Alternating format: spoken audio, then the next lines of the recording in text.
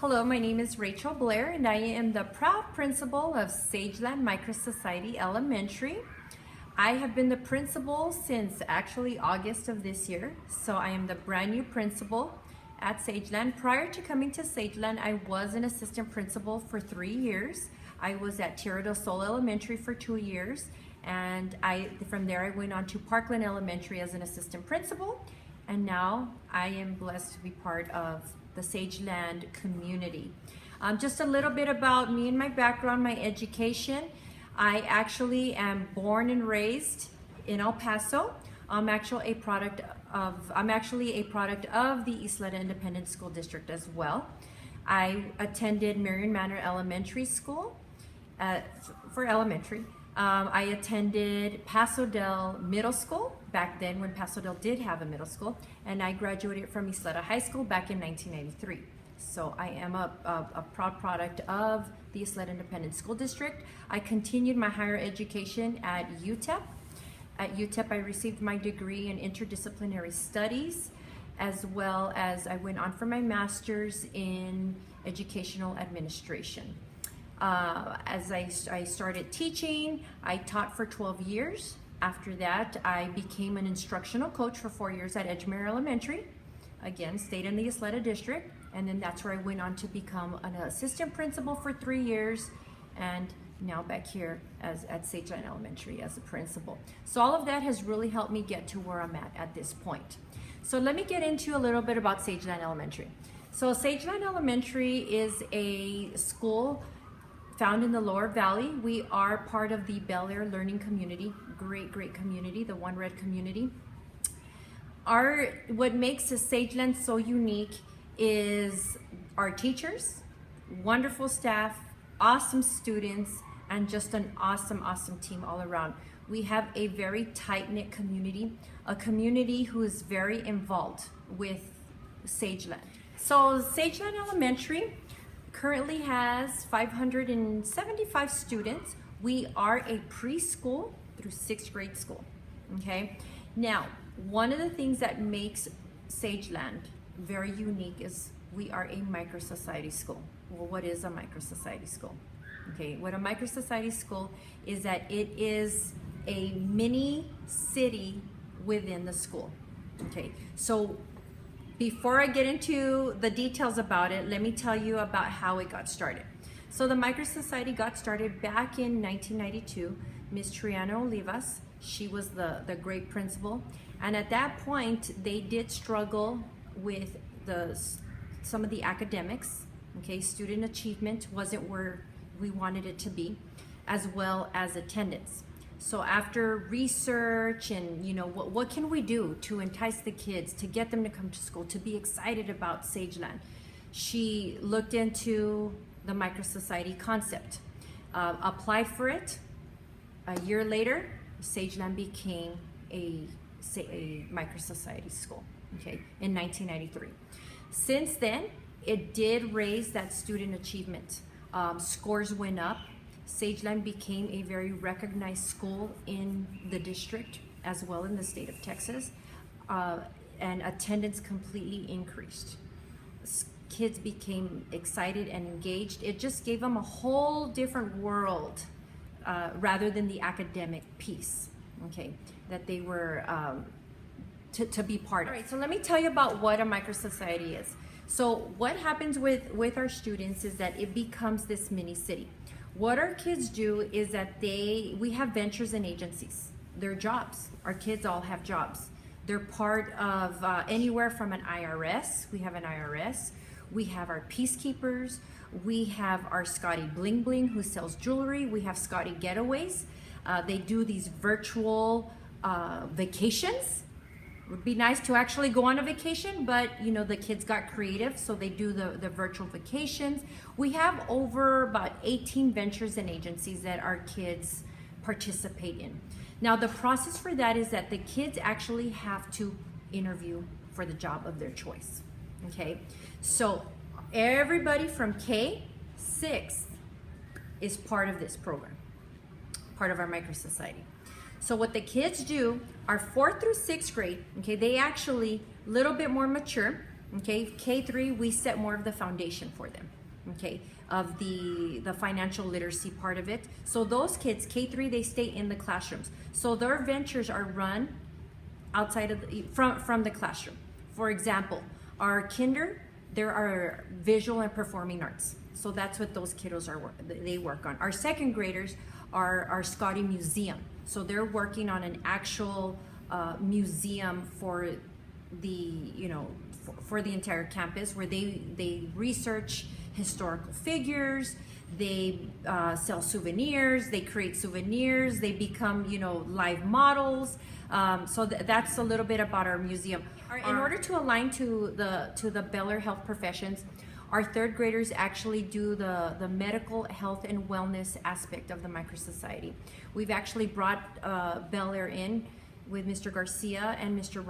Robledo, and they've come in to mentor the kids. So that's a great thing about that. There's a lot of mentoring going on by a lot of outside business partners in ed, community members. So that's how we're aligned there. Our first graders are actually our Scotty Recycling. So they take care of all of our recycling around the campus. Now, not only do they recycle, and one of the things that I posed to them this year is, what can we do with those recycled materials?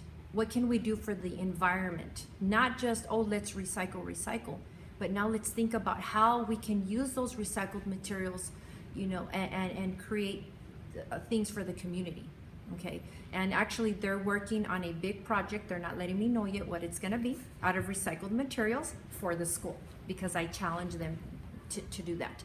Now, our 4th through 6th grade, that's where it becomes a little bit more complex. Our kids actually all are integrated. Okay, they don't stay in their class, their respective classes. Okay, so what our 4th through 6th grade do is they actually have to interview. So for example, at the end of this school year, the kids will start going through an interview process for next school year. Okay, so the kids they see all of the ventures and agencies that they would like to be part of. Okay, and then the kids have to go through an interview process. They go through that interview process. So they're, and the great thing about this is that the kids are just learning how to speak, which is extremely important. How many times do the kids do this when they're talking to you? They're not making that eye contact with you. So what it's really, really helped with is just getting the kids to be confident.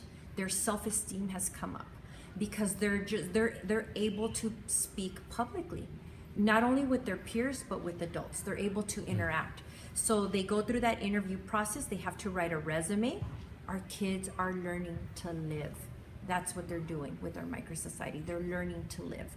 Okay, so they write the resumes, they go through the interview process, and just like any other job, if they get hired. And if they don't get hired, then they go on to the next job and they apply for that job. So we get all of those jobs set prior to the end of the school year, and this way, starting in August, the kids know what jobs that they're gonna be in, what ventures and agencies, and that's where now our teachers come into play. So our teachers in 4th through 6th grade, what happens with them is that they are actually, they're called our facilitators, and that's exactly that. They facilitate. The kids run the show. Our teachers facilitate, okay? We have 2 facilitators for every agency or venture. And so it really, it helps the partnership. So what I mean by that is that every person on our campus is part of this. From my home liaison, from my counselor, even my cafeteria manager, although she's not here, but she helps. So everybody has taken part in helping run this microsociety. So the kids at 2 o'clock, okay, we have a bell that rings. Our mayor will get on the announcements. If there's any important announcements that go on for the day, he'll get up, he'll get on the announcements, and it's like an organized type chaos, okay, but it's beautifully.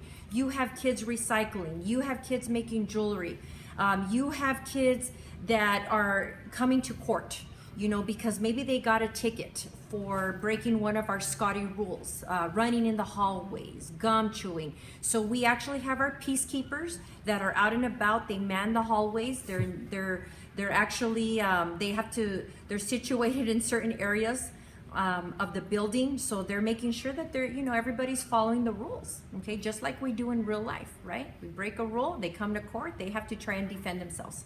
Okay, and we do have our courthouse. Our kids pay taxes.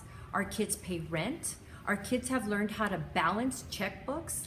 They've learned how to deposit checkbooks. And I will have to throw this in. My older daughter, who is 17 years old, what does it mean to deposit, Mom? I'm like, oh my goodness. Come talk to my third and fourth graders and they'll let you know. But, they're learning those life skills that we as adults need. Again, it's that living to learn. Our kids are actually learning how to solve real world problems. Whatever the issues are, for example, going back to my Scotty recycling, what can we actually do with these materials? So in order to raise the level of thinking, we're posing problems to the kids, dealing with whatever their venture agency is, and the kids are having to solve those problems through that venture and agency, through real life experiences. So it's really, the kids they're reading, they're researching, they collaborate, they quarrel, they have to learn how to figure out problems, they have to learn how to solve problems. They may not all agree, but again, and it's all student led. Okay, we do have an economic system. We have our own money that is generated. Okay, so the kids get paid. They earn paychecks. We have CFOs, marketing, production, and human resources. So all of the kids have a certain job even within the veteran agency. Now, the kids actually go through a campaign process too. So once they're in that venture and agency, if they want to be president of that venture and agency, now they have to market themselves and why they have to be elected, okay, in order to become president, secretary, CFOs, all of those other positions that I mentioned. So the kids do have to market themselves, and the kids vote. So we have a voting process that goes on. So I mean, everything is real world, everything that we experience. Now, some of the great things that this brings is that it has really brought the community together. Our parents are part of it. One of the things that we have done is that we have our Scotty Business Expo Night. Now, if you all know what Shark Tank is, if you've seen it on TV, that's what our Scotty Business Expo Night is. So our kids actually have to write up a business plan. So the entire fall semester, they're researching their business, what they want to do, what they want to market, what problem they're going to solve, and they put a business plan together. So what we did back in December, we invited the entire community to come in. I had Dr. De La Torre here, I had attorneys here, we had judges here, we had people from all over. They got to select which business they wanted to go see. Okay, so as a community member, you can choose up to 3.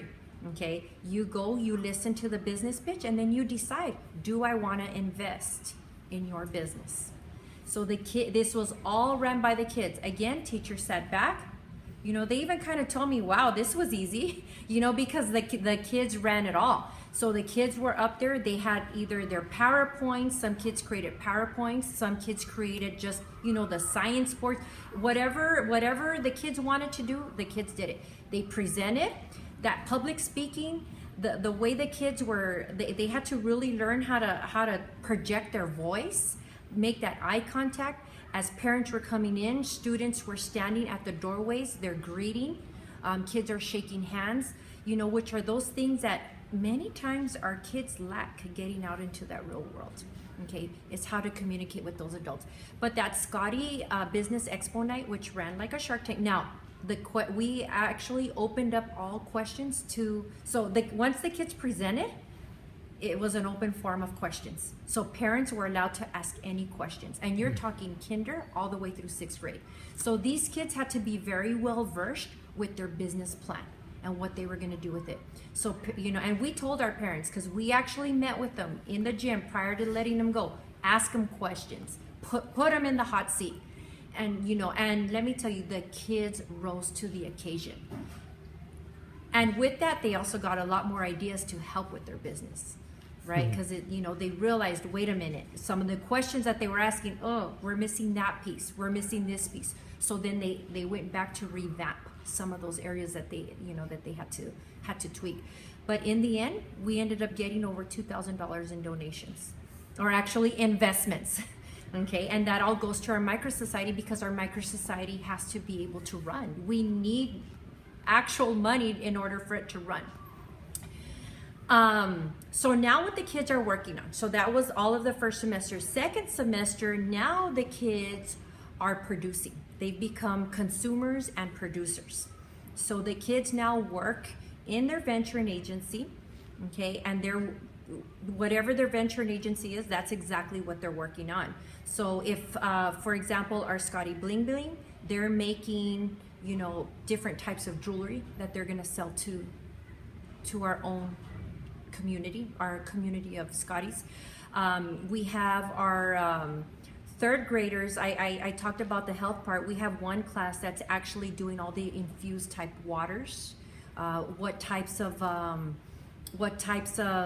fruits are healthier for you, have less sugar, but you still get that taste. So right now that's what everybody's doing. They're testing their product. They're selling it to our Scotties, but then our Scotties will go back, give them that feedback. Well, this didn't quite work out well, so the kids are going back and just what we do, we have to go back and make things better. Put a good product out there for the kids to do.